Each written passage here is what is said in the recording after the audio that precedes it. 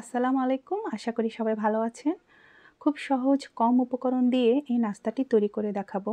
এই নাস্তাটি খালি খেতেও মজা, সস দিয়ে খেতেও মজা। বাচ্চাদের স্কুলে টিফিনও দিতে পারেন, বিকালের নাস্তাও এটা তৈরি করতে পারেন। আর এটা ভাজার সময় বেশি একটা তেল স্যুপ করে না। অবশ্যই তৈরি করে দেখবেন, খেতে কিন্তু খুব মজা লাগবে। আলু আর একটা সিদ্ধ ডিম, সিদ্ধ আলু আর হাফ কাপ সুজি লাগবে। তো সুজিটা আমি প্রথমে একটা ডো তৈরি করে নিব।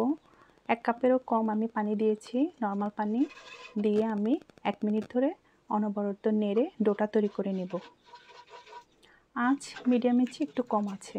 তো ডোটা শক্ত হওয়া পর্যন্ত অপেক্ষা করে এটা উঠিয়ে রাখবো।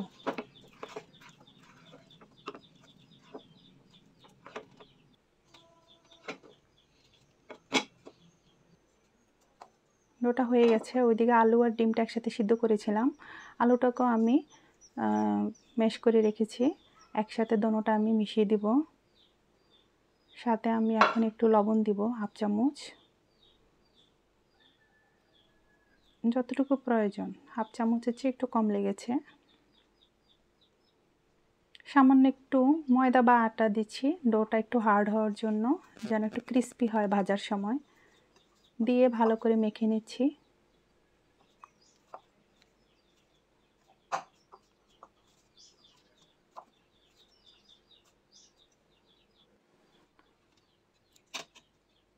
সিদ্ধ একটি ডিম আমি গ্রেট করে নিচ্ছি। ছুরি দিয়েও কুচি কুচি করে কাটা যাবে। তো আমি এটা করে নিলাম। এতটুকু হয়েছে আমার। এটাতে আমি শুকনো মরিচের চিলি ফ্লেক্স দিব, বা কুচানো কাঁচা মরিচ আর পেঁয়াজ একদম চপচপ করে কাটানো, ছোট ছোট করে কুচানো।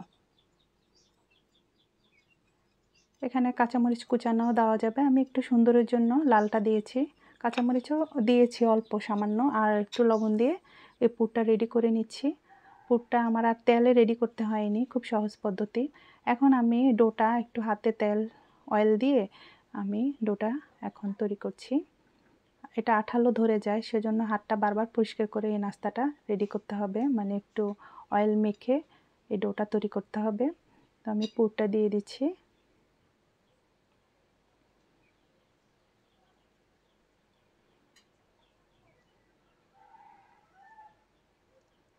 ভালো করে সাইডগুলো সিল করে দিতে হবে, যেন ভিতরে তেল না প্রবেশ করে।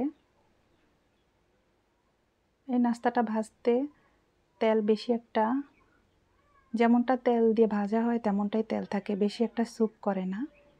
তাই বাচ্চাদের টিফিনও এটা দেওয়া যাবে, বিকালের নাস্তায় তো অনেক ভালো লাগবে এবং টিফিনেও দেওয়া যাবে। তো আমি আরেকটা করে নিচ্ছি।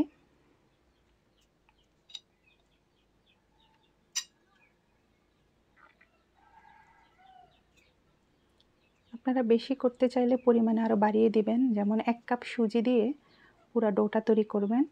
আর ডিমের যে গ্রেট করা একটা ডিম লেগেছে পুরোটা, তখন আপনাদের লেগে যাবে। আমার এখানে অর্ধেক রয়ে গেছিলো পুর।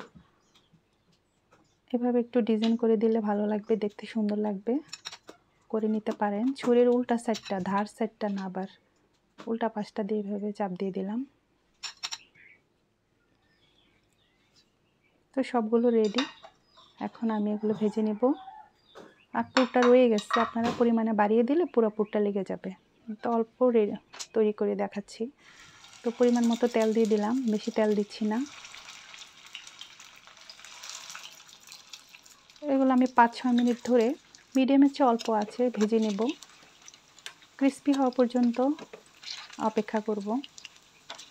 আর এই নাস্তাটি ঠান্ডা হওয়ার পর খেলে ভালো লাগে, তখন আর একটু হার্ড থাকে।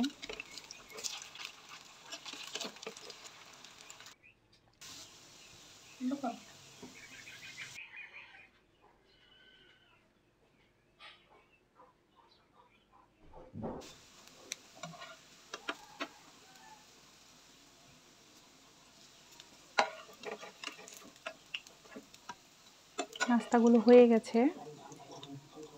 5-6 মিনিট পর আমি উঠিয়ে নিচ্ছি। আমি বারবার উল্টে দিয়েছি দোনো পাট। পুর সাইডটা ক্রিস্পি হয়ে গেছে তখন, আর কালার এসছে সুন্দর একটা, আমি তখন উঠিয়ে নিয়েছি। তো শেষ 8 পিস নাস্তা হয়েছে, হাফ কাপ ময়দা আর আলু দিয়ে, হাফ কাপ সুজি আর আলু দিয়ে। আপনারা আরও 1 কাপ পরিমাণে করলে 16টা হবে, আর ডিমের পুর ওই পুরাটাই লেগে যাবে তখন। তো এভাবে তৈরি করে অবশ্যই খাবেন।